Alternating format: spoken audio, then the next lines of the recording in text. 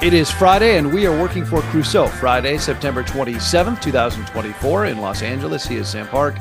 In Los Angeles, I am John Ramey, and this is a special edition, special episode. We are going to focus on immigration. This is something that has been a very consistent issue in all of the elections, or most of the elections we've been covering in 2024.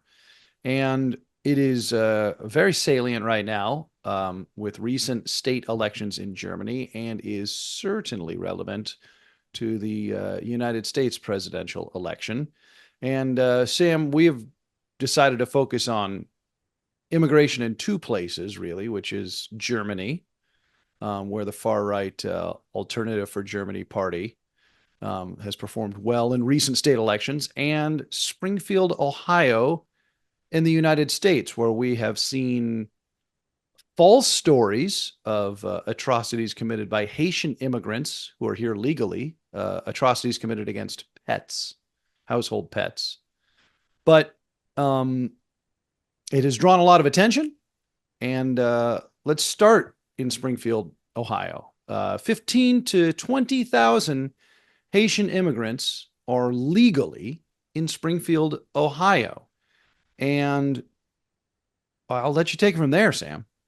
Well, yeah, they are here legally. As we've mentioned, these stories about pets and or waterfowl in the local parks are being eaten are all false.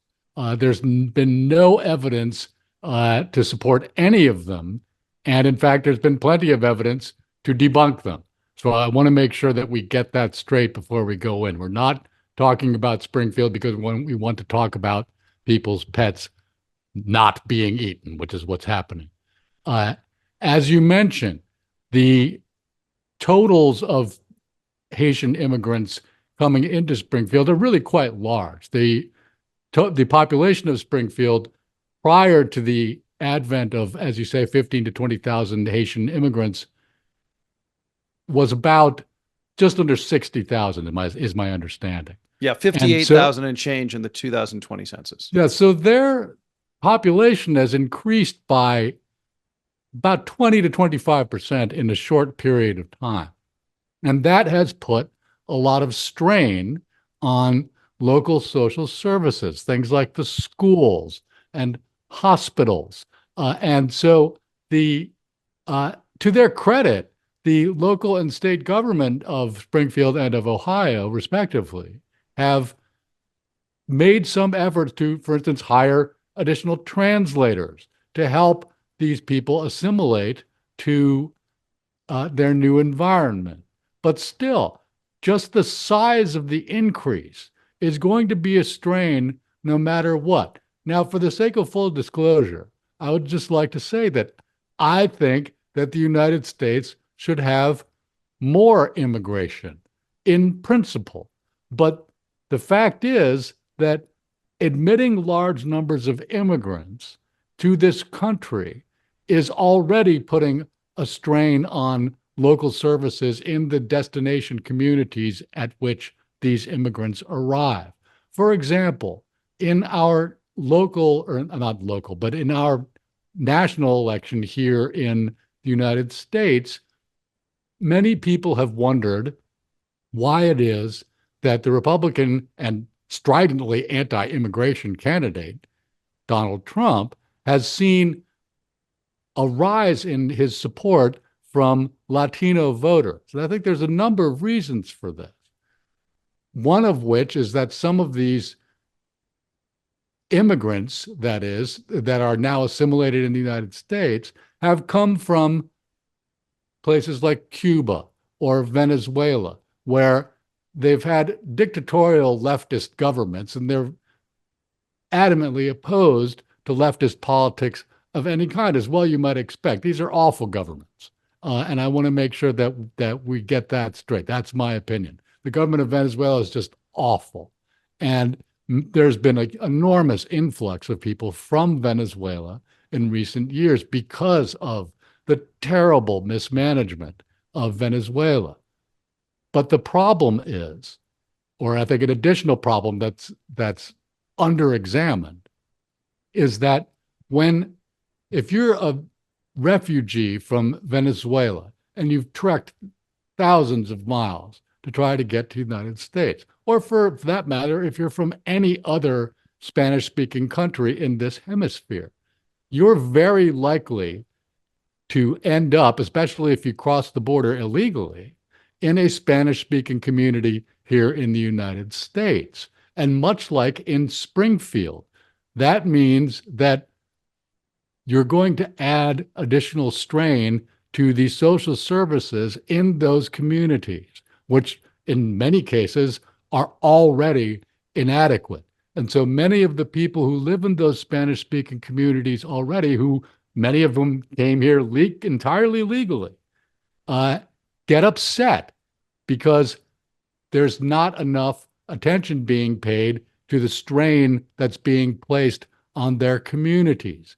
And I think this is one of the reasons why this is such a partisan issue, is because the Republican Party, in addition to now being very anti-immigrant in a way that they didn't used to be, although they have been for quite some time before Donald Trump even entered the political scene, I might Yes, add. but in 1980, George H.W. Bush and Ronald Reagan were trying to get to the left of one another on immigration. So this is a recent development in American Republican policy. Yes, but it's not because of Donald Trump, is the point I want to make. And when Okay. Mitt Romney was running Sure. for president, he seemed to think and said that his own immigration enforcement policies would be so draconian that many of these people would choose to self-deport, was the phrase he used, and was widely ridiculed for saying so. The point is that the Republican Party has been this way for quite some time, even before Donald Trump came on the scene. But I think that, again, Republicans, who, by the way, govern Springfield, Ohio, are not generally well disposed towards expanding social services either. Okay, so that's one point I kind of want to make, perhaps naively, or the question I would have is, let's pretend that nativist and xenophobic and prejudicial motives don't exist for how people feel about immigrants. If I live in Springfield, Ohio, and I'm in business in Springfield, Ohio, more people coming into my market is an economic good, especially if they're legal and they're employed, which by many accounts, the Haitian population in Springfield, Ohio is, right? They're very much participating in the workforce. So if I'm in business there, that's more people who are earning money to buy whatever product I make in my business and generating more tax to increase services. I mean, is this just a failure of kind of basic civic government, that more people earning money, growing the tax base, increase services? I think part of it, though, is that the business leaders that you're talking about, who in many cases are very supportive verbally, And have said so in many published reports. many over and over again, they say these are wonderful workers. We're very happy to have them. But they also would like the corporate tax rate to be very low. In other words, I don't think that they are in favor of increasing taxation to the extent that would be required to cover this issue. And I think Springfield is a microcosm of what is a national problem. For example, we've heard many people in our country say for quite a long time that we need, and the phrase is always the same, comprehensive immigration reform. And even the immigration bill that failed in Congress at the beginning of this year didn't come close to achieving anything like comprehensive immigration reform. It was mainly a border security bill, and that's an important aspect, obviously, of immigration reform. But for example, there are many asylum seekers, and just thousands and thousands of them coming over all the time. And we should point out again that people trying to get into the United States are still at record levels. Those levels have declined throughout this year, but it's an enormous number of people. And if you talk to immigration judges, for example, they've got backlogs of thousands of cases. It will take years. Then this is just for asylum seekers, mind you, which is not all of the immigrants that are coming. And so comprehensive immigration reform would entail hiring many more immigration judges. And I don't know exactly how many people are graduating from law school to be able to fill all of these positions. And I'm not saying it's not enough. I'm not saying we shouldn't hire them, but it would be a big job. And so, in addition to not being in favor of immigrants coming here, Republicans are all not in favor of expanding the government. That's kind of their thing, right? And so they would have an additional reason to not want to support what would be a very large expansion of the federal bureaucracy. All right, and let's just put some numbers in this. This is from Wikipedia.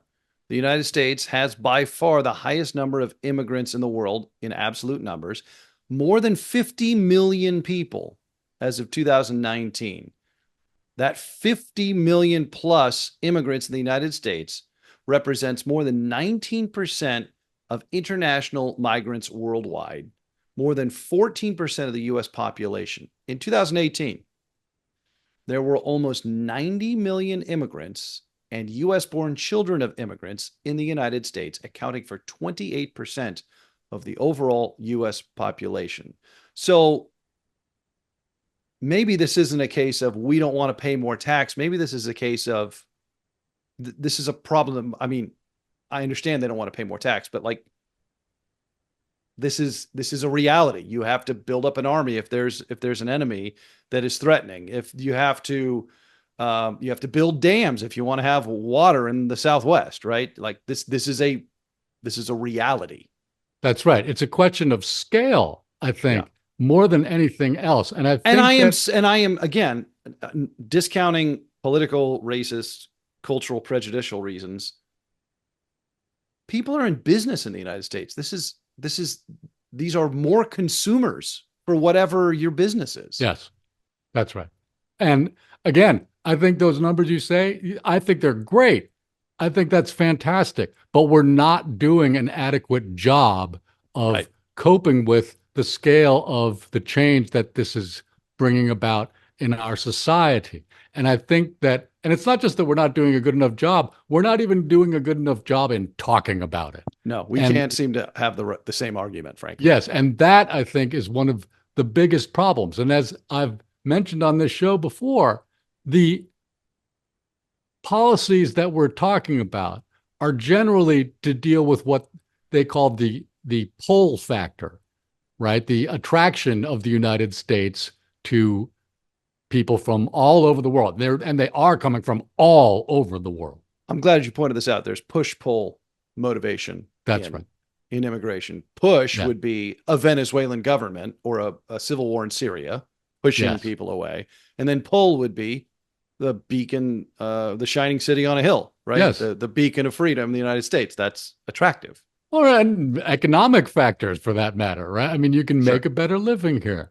And I think that obviously as a sovereign nation, all we can really do a whole lot about is the pull factor, right? We can only, assess and implement our own policies, but we do have something to do with the push factors also.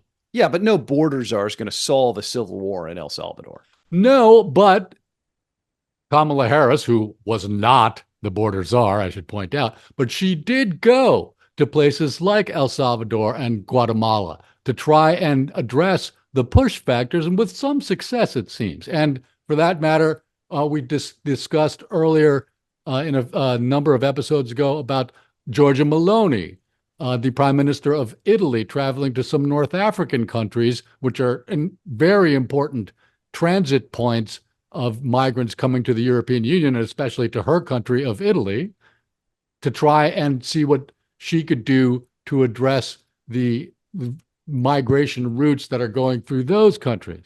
And that seems to have been somewhat fruitful also. So there are some things that can be done. I would say, though, and I know I've said this before, that the main push factors are enormous, and they are global economic inequality and climate change. Yes, but in the time that we've been doing this podcast and over the past couple of years, I think we have to add a third big factor, which is military conflict, which is on the rise all throughout the what we call the global South. There, especially in Africa, in recent weeks, there's been large increases in jihadist attacks in the Western Sahel, countries like Mali and Burkina Faso, also northern Nigeria. But in the case of Mali and Burkina Faso, we might say that the formerly Wagner Russian paramilitary group isn't doing such a very good job of arresting jihadist violence, which is ostensibly the reason they're there to begin with, although they might be there for other reasons also. Meanwhile, in the case of Nigeria, it's not just that the Borno state in the northeast of Nigeria, which is a very, very large country, has been also experiencing an uptick in jihadist violence. In the past couple of weeks, 200,000 at least people have been displaced by catastrophic flooding. So they're getting it from a couple different ends. And so things like inequality, military conflict, we've talked about Sudan, and there's an incipient famine there. Climate Syria. change. So yeah, that's all of these things. Those issues are not going away. And so to the extent that Western countries can help manage them and mitigate the effects of those things, they should make every attempt to do so. But it's a very big job. And I think that it behooves us, in as much as we're going to discuss immigration, to really look at what's causing these things and what can be done about it, if anything. Okay, the German piece of this is unsettling. We touched on it a couple episodes ago. The AfD, the Alternative for Germany, or what is it? Alternative for Deutschland. Für Deutschland. Yeah. Thank you. What was it? Last month, earlier this month, the AfD became the first far-right party in Germany since the Nazi Party to win a plurality of seats in a state election. Yes. That was in the Thuringian state election. And yes, the AfD also got a second and a third place finish, I believe, respectively, right, in Brandenburg and Saxony. Actually, it was second in Saxony. Third in Brandenburg. Yeah. Now, what's interesting about these three states, Thuringia, Brandenburg, and Saxony, is that they're all in the east. They're not actually where all the immigrants are going. I mean, they have some, but that is not the epicenter of immigration into Germany. And the AfD, of course, is stridently anti-immigrant. And sorry, I should have said this before we got going about Germany. This is, again, Wikipedia. Germany is one of the most popular destinations for immigrants in the world. Well over 1 million people moving there each year since 2013. As of 2019, nearly 14 million people living in Germany, or about 17% of the population, are first-generation immigrants. So in absolute numbers, it's not as many people in Germany, but it's still huge chunks of the population. Yes. And big changes in society. Exactly. And the far right, in fact, has always been very popular in the former East Germany, which is where all three of these state elections took place. And again, that's former leftist autocrats, right? Far left. That's right. They communists, right? Yes. This is in the days of the divided Germany. And in fact, the last chancellor, Angela Merkel, was she grew up in communist East Germany. And she became, of course, famous for saying in the first big wave of immigrants back in the time frame you mentioned, back in around 2012, 2013, in the wake of the Syrian civil war, wir schaffen das. We can manage this. And she was widely praised around the world for saying so. But this has been a big strain upon Germany, just as it is in many other parts of the West. And I think that uh, it's been very easy to dismiss that. That is, it's been very easy for people in the former West Germany to dismiss the far right as Osties, right? Easterners, right? The former communists that where Like in kook reactionaries. that's right, where that's where these people come from. But that's not the case anymore. The AfD also did very well, as we recall, in the elections for the European Parliament over the summer in Germany. And they're not, and it's interesting actually that they originated as a Eurosceptic party in the wake of the European currency crisis back in the early 2010s. Their first platform was about leaving the currency and perhaps the European Union. And in fact, the what was then the National Front Party in France advocated the same things. They wanted to leave the euro and perhaps the union. They've since then, that is, the National Front has abandoned those particular policies in the wake of the Brexit fiasco in Great Britain, where it's been demonstrated what leaving the European Union means. And so none of these far right parties advocate that anymore. But the influx of immigrants has, A, been something they've always been opposed to, and B, has now given them a new focus. And in the East,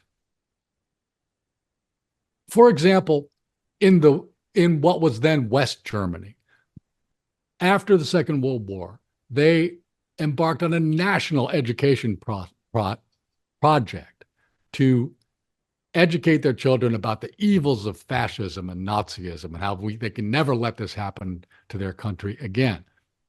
But if you were growing up in Eastern Germany after the Second World War, you didn't learn that. You learned, we crushed the fascists, yay for us, because East Germany was then under the tutelage of the Soviet Union, and that was the Soviet national mythology. We're the ones who destroyed fascism. And so we don't have to worry about fascism anymore. So there wasn't this built-in resistance to fascist ideology in the East. But like I said, it's no longer just a problem in the East anymore. Okay, so the AfD, the far right party in Germany, will say things that even Donald Trump won't say in the United States, right? The AfD, again, this is Wikipedia. The AfD critical of multiculturalism in Germany, saying, quote, the concept of a multicultural society has failed, right? Yes. Now, not even Donald Trump would say something like that. I think the words have too many syllables for him. But yes, you're right. That would be, I think, a bit too far for him. Well, how about this? Not even JD Vance would say something like that. I think that might be, he might, but he hasn't. I have Right. no evidence that he'd said anything like that. And let's face it, his wife is at least the daughter of Indian immigrants. And I don't think she's an immigrant herself, but she's of Indian ancestry. But like Donald Trump, like the MAGA movement has called for, the AfD, wants to do massive deportation, deportation of foreign born criminals, for example, with multiple citizenship, right? If you have any crime, any criminal record, they want mass deportation. They've called for the banning of the burqa, the Islamic call to prayer in public areas. They've called for the banning of the construction of new minarets. They're saying things out loud that even at least leaders in the far right movement here in the United States, I have not heard. I mean, I'm sure some loon has said something like this on YouTube or Twitter or whatever, but no, but not the leader of a political party. Like, I'm not even hearing stuff this crazy from Donald Trump. No. And much like in Springfield, there was a sensational crime that is, there actually was a crime, or in Springfield, there wasn't one. But about a week before the elections in Thuringia and Saxony, there was a big knife attack in a small town in about as far west in Germany as you can go called Solingen. It's in the Rhineland district.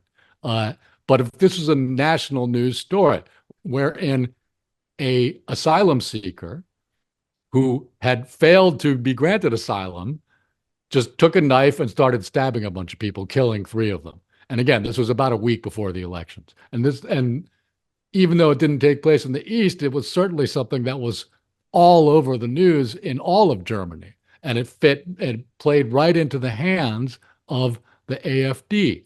But there's differences in the German political system that I think are instructive here. For example, as we mentioned, the AfD came in first in Thuringia.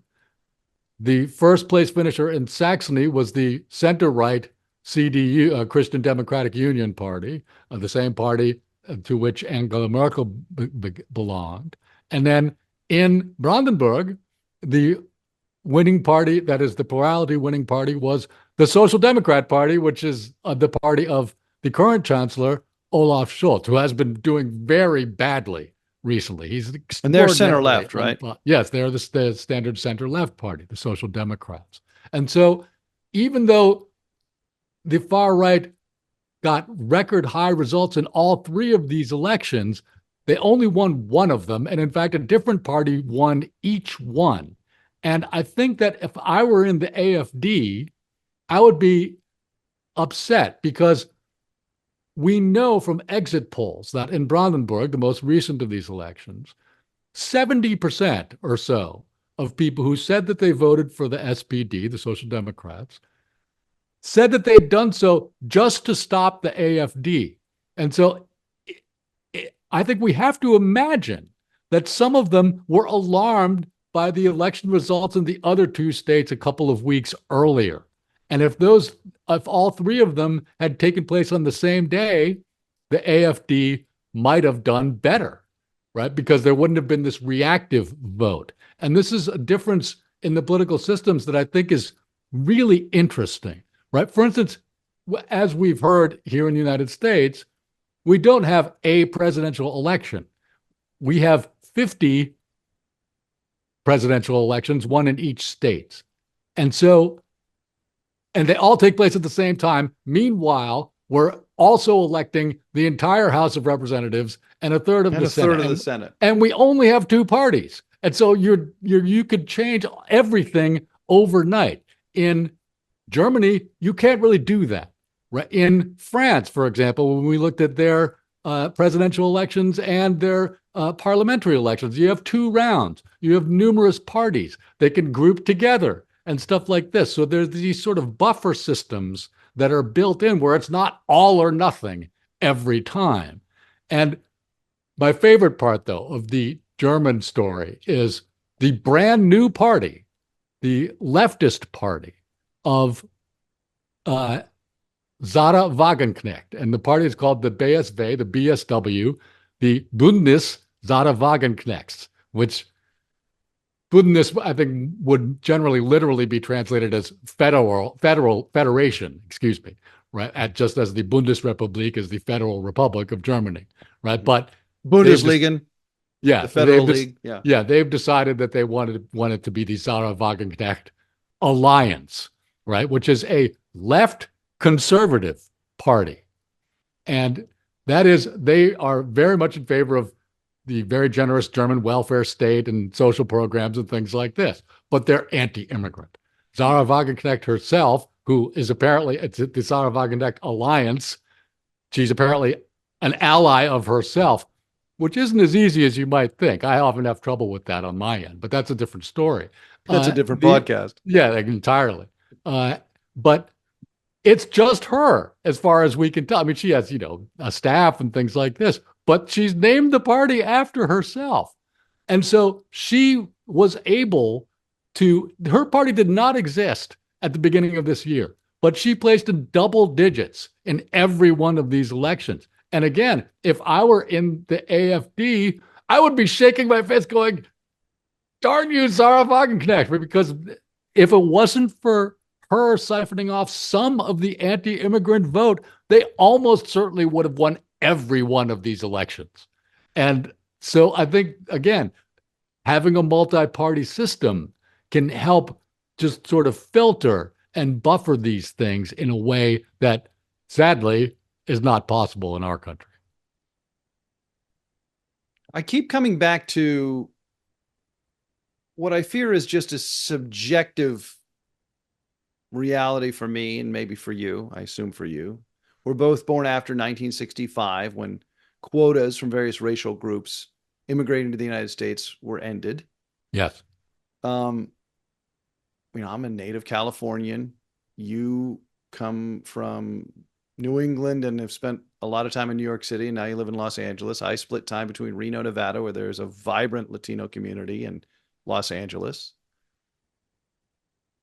It seems as though the political narrative, both in Germany and in the United States, is that immigration is more of a problem in places where there aren't really that many immigrants.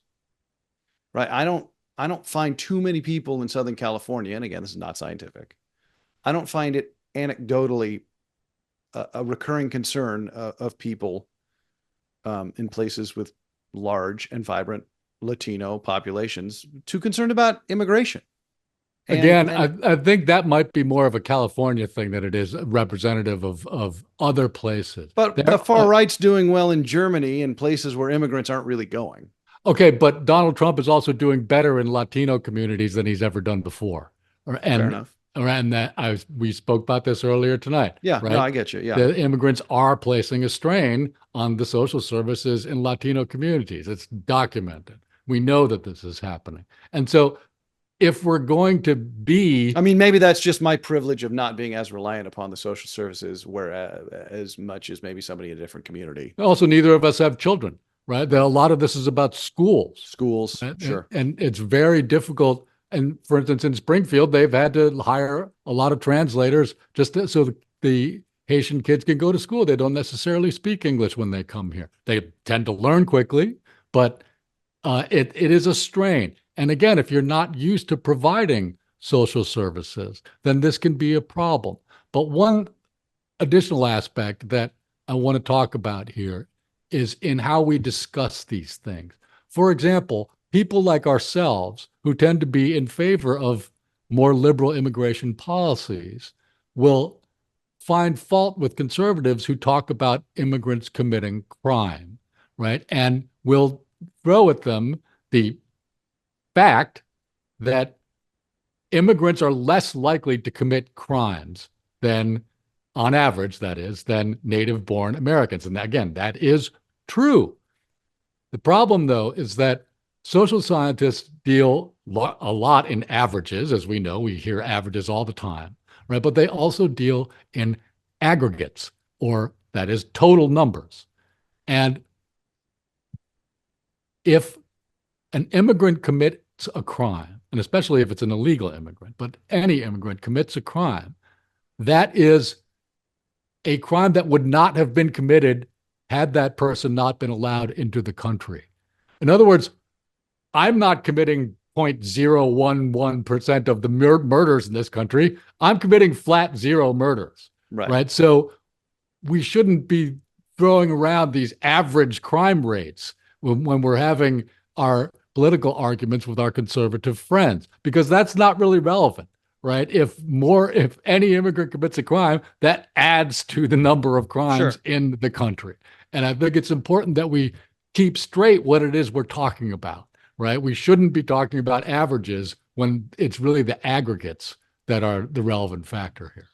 Well, then what are we supposed to say when somebody says, I don't like immigration because any immigrant that commits a crime, any undocumented immigrant that commits a crime, or even an immigrant with legal documented status who commits a crime, is evidence that immigration's a net negative. What are we supposed to throw economic numbers at them? Like I genuinely struggle not having kind of a knee-jerk reaction to people who are skeptical about immigration. I understand and that's not helpful. Yeah, your knee-jerk reaction should not involve averages. That's all I'm saying. One thing I would just say is that we have rule of law and due process in this country, and anybody who commits a crime is granted constitutionally entitled. Yeah, right. Yeah. And it doesn't matter if they're an immigrant or not. Right. And so we need to say, what do we stand for? What do we say we stand for? Now, do we really mean it? Are we actually going to do these things, or is it just something we say? Another thing that we should point out is, yes, the Haitians in Springfield are legal. They are legal under temporary protected status, which is a law passed in the early 90s. And it allows the president to grant this status to people. And I think we should be aware that it could probably be revoked. I think there would certainly be court challenges if Donald Trump were to try to revoke the temporary protected status of the Haitians in Springfield. But he would do it, and he might succeed, and it would be legal. It could be legal for him to do so. And so we should keep that in mind. We shouldn't just say, oh, well, they're here legally, as if that's the end of the story, because it might not be. And to me, that's just another reason to vote against him. He has said that he will begin his mass deportation program in Springfield. 10, 20,000 people. And I'm grateful to the Republican leaders in Ohio who've spoken out against Donald Trump, but I haven't heard anybody ask them, what are you going to do if he does this? What are you going to say?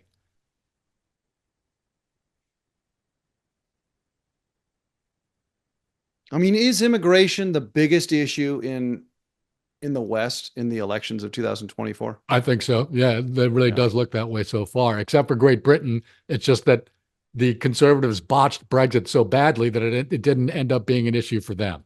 But if it wasn't for that, I think it probably would have been.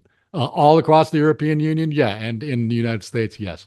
And it will be a big issue for a long time, and we have to figure out what to do about it, and we haven't. We've barely begun. All right, he's Sam. I'm John. This has been Working for Crusoe. We'll be back next Friday. Have yourselves a great weekend, everybody. Thanks, everyone.